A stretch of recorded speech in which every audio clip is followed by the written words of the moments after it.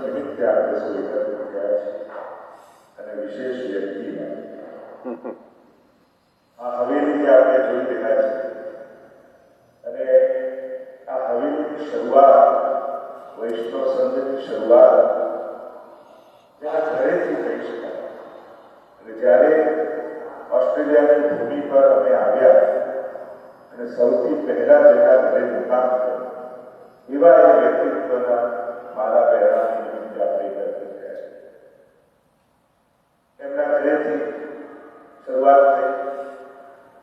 બધા જૂના આપણા વૈષ્ણવ મળતા ગયા અને વૈષ્ણવ સંઘ માટે જેમણે અથાગ પુરુષાર્થ કહી શકાય.